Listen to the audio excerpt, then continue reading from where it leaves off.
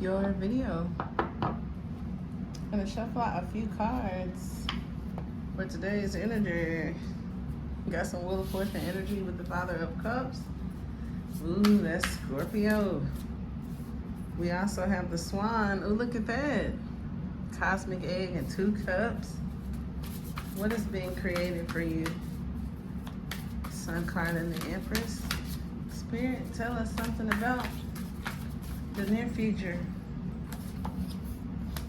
Okay, well, I said Spirit and got a Spirit card along with the Hummingbird. So I feel that it's going to explain that sea serpent. Any more? Oh, yes. You got the 2 of Cups came out with my lovers, okay? Outcome and advice for my booze. Oh my gosh. All right, we got the 9 of Swords, but the Sun card. So let's talk about it. Let's talk about that. Bottom of the deck, we got the 9 of Pentacles with the 9 of Wands. And for a second, I saw the Page of Pentacles. And this Earth energy is coming up, so I feel that there could be a practical matter involved in something that I feel could affect one energetically or emotionally. I know that the sea serpent can connect to like the 10 of Cups. 10 cups and 2 cups talks about harmony and balance within the situation, and I feel like a final decision could be being made regarding a situation. And if nothing else, if we currently have anxiety towards something or we're in between, harmony and balance could be favorable and or what is challenging when it comes to past decisions, dealing with those, and or lovers and new choices or decisions, and how to either make the right decision or at least make peace with the situation. Now, healing emotional wounds and expressing desires is over here with the Hummingbird. The Hummingbird is usually something that leads us to Spirit, so I feel like the reason why I saw the Wheel of Fortune or what appeared to be the spider with the web could be a situation that leads to Spirit. And Spirit could be the non-physical aspect of the situation, and or like literally Spirit, like on your journey, something fated or destined to happen regarding a situation, and the situation involving emotions, possibly wounds, positive, enthusiastic, spiritually resourceful for some of you. Inside the tiny hummingbird resides an endless well of energy and positivity. I like that. This sacred elixir springs from many sources, but usually involves nature, creativity, and exploring spirituality. So something in the near future will lead you to Spirit. And what that something is, could be Spirit within itself, but this also talks about meaningful relationships and enduring. It talks about creative energy, sexual energy without fear or shame. There's like no judgment here. When the energy of the sea serpent is not yet activated, our emotions and creativity are left in muddy waters. So if you have felt muddy waters in the recent past, this situation I feel is favorable, not in a challenging position, because it could represent the past with the center kind of like pointing more to the present. Now, 2s could represent what it says, like 2 choices. Now we can choose one way or we can choose the other way. And sometimes these ways could be a metaphor, okay? Where even though there's Libra energy with the Sun card, it gives me an aspect of the World card or what could lead us to completion. The world sometimes represents a market. It could represent your own inner confidence and courage, or just a wrap up to these cycles that are ending. Check the community board too. If you want to see a list of the recent cycles, some of them won't end until 2015. Some of them are ending this month. Some have been going on for years, and I'm talking 3 years, 12 years, a bunch, okay? So we could be wrapping up a cycle, but starting one anew, and I feel that the near future has more to do with couples, love, relationships, choices or just harmony and balance in how you now move. If in the past there was some anxiety or 1 foot in, 1 foot out of a situation, I feel that that could become overwhelming emotionally and lead to a lack of your inner truth or creativity. Some others, when it comes to decision making, and we've had some of your personal readings or collective readings point to, because of the transits, the Capricorn full moon coming up, and many other things, it may not be the best time to make any serious decisions. So being in the in-between, but happily doing so with the awareness of what's around you, may be favorable as well. It's also giving like poetry for some, to get you out of, you know, any pain, a way to favorably express or deal with any wounds or trauma, or just feeling emotionally overwhelmed or irritated with an awakening or whatever it was that could lead you to spirit that may not have been favorable. But I feel for most of you it is. Okay, there's this this thing where I'm looking at the pictures, right? So you have the sun card here, you have the sea serpent, right? You got the beautiful colors and the hummingbird, and you have the red roses. So I'm looking at the red roses, the sun, the sea serpent, and how all of the cards at the bottom reflect rays or a spectrum of some sort. Okay, now I feel that for some of you, when it comes to making a decision or a choice, the overwhelming emotions and anxiety may play a part or a factor. And for you individually, we'd have to break that down in a personal reading, but I do feel that it's an aspect. For others of you, because I kept thinking roses are red, like violets are blue, and I was like, say yes.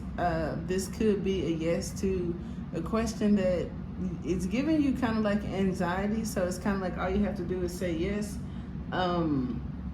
There was a reading previously with the shark and the zebra that pointed to being direct, you know, being assertive as well as honest, but at the same time in your creative way. It was kind of like a person who would be brave enough, or whatever word, to travel abroad, try new experiences, or just come out of the comfort zone.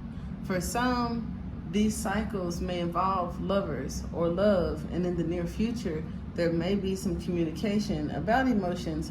And with this overwhelming sea serpent and this Ouroboros, there could have been transformations, because one or more parties may be emotionally immature, could have had emotional blockages, as this is connected to like the Queen of Swords or whatnot. And like I said, Libra, for some, which here are the cups in the scale or whatnot, we're not using our discernment. Whatever roses represent to you, that could be symbolic. In the teacup readings, I think like flowers and roses could symbolize like love and romance. So for some of you, the harmony and balance may be in like how it feels. You know what I'm saying? How does it feel? I don't know, because that's hard. It's hard sometimes when you've learned lessons, you've wrapped up cycles, and then something transforms, a lover, an idea, an emotion, a behavior, because we did see the page. It almost makes me want to take more cards. When we see how things have happened, right? And we've gotten through those things, and there's something I feel that, I'm not gonna say resurfaces, but catches us off guard, right? And either we're gonna go up the stairs and persevere, right? Because there's no elevator sometimes when it comes to success or having the perfect mindset or relationship. It's kind of like levels to it. So if there's levels to it, and being at the beginning stages of something, this new thing, it may be hard sometimes to like get out of the old memories, the old behaviors, or whatever brings about the anxiety. So I thought that was kind of cray. Now for the sea serpent and the hummingbird, that's cute. Here is justice. Justice could talk about an apology. It also talks about fairness. It talks about quality and value.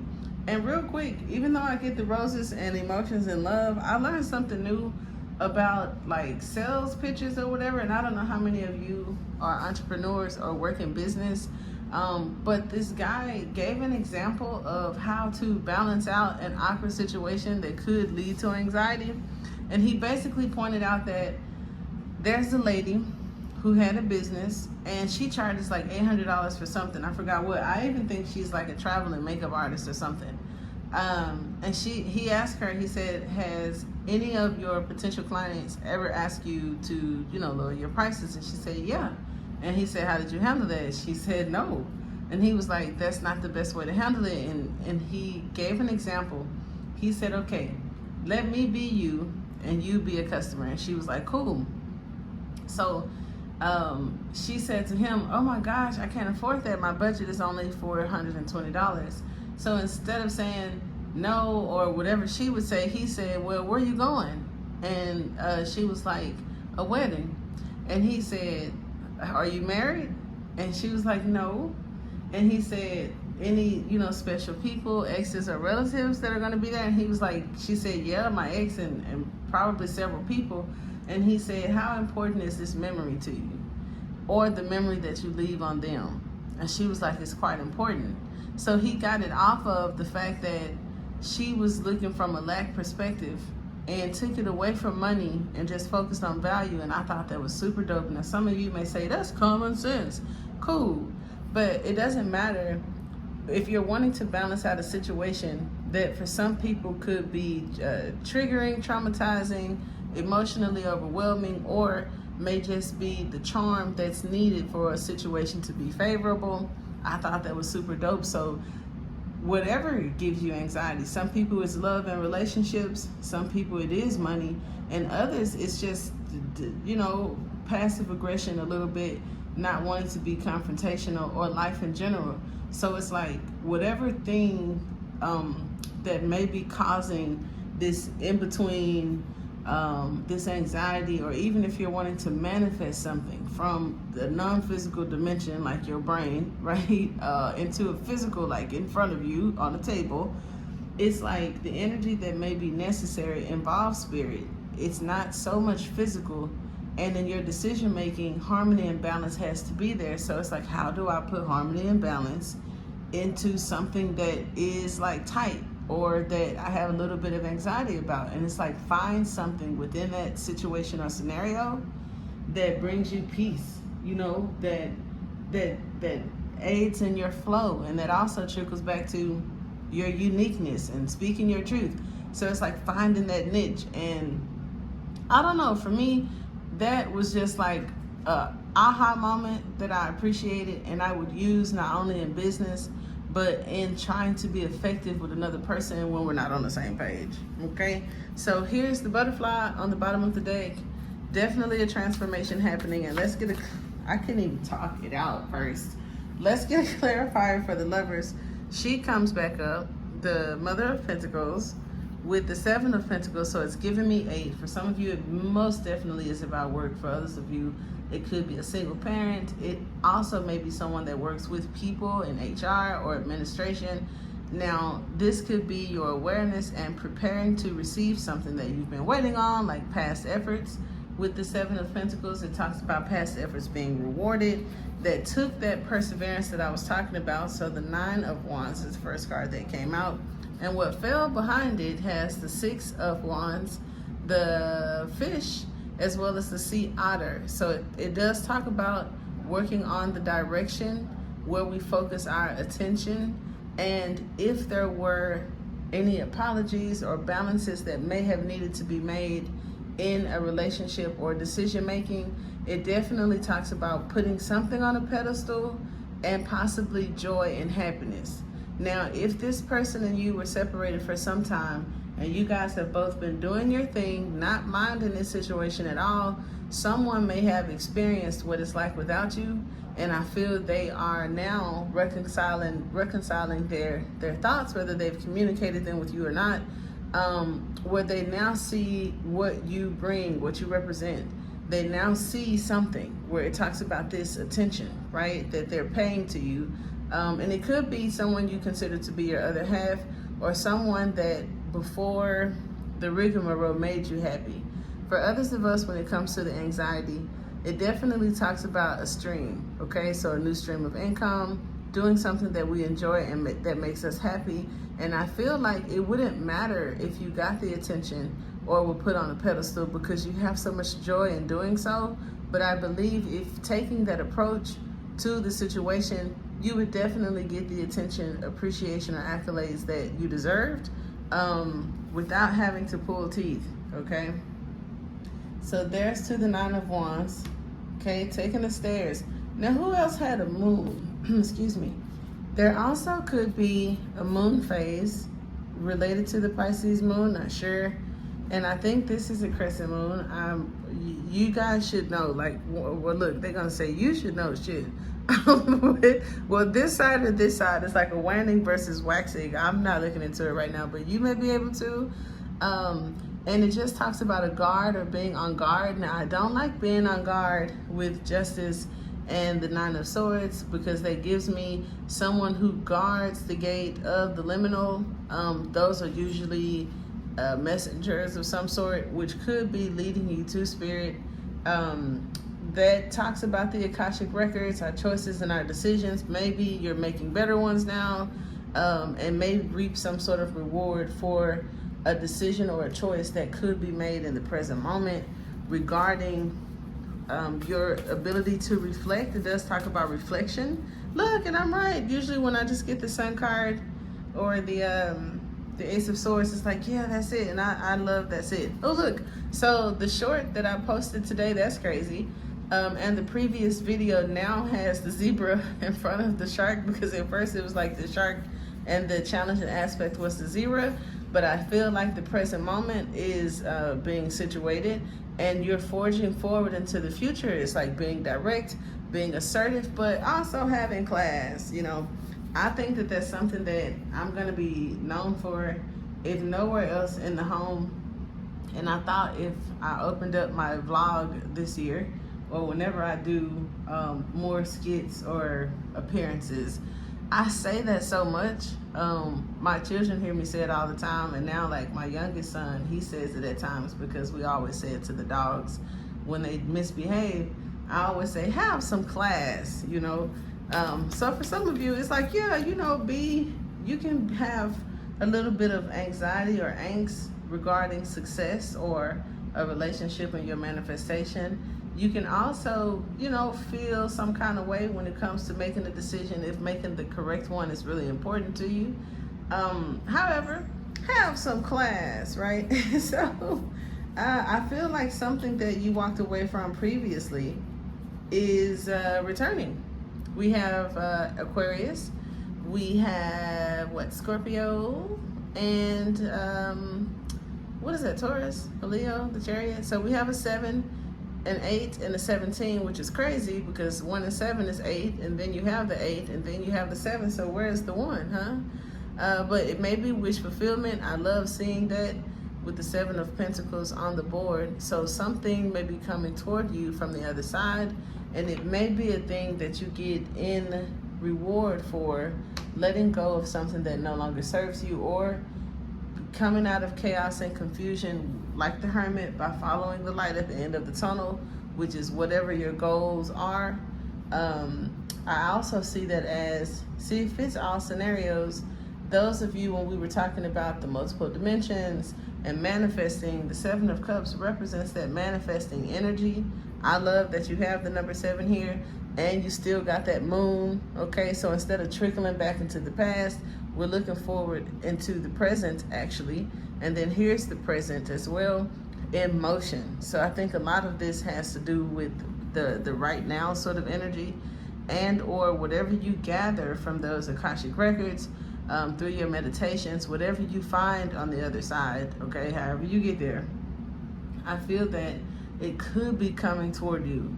Something from the 7 of Cups, which means in the 8 of Cups, the non-physical is becoming physical, meaning it's becoming real. So something is becoming real for you guys. Let's keep looking, child.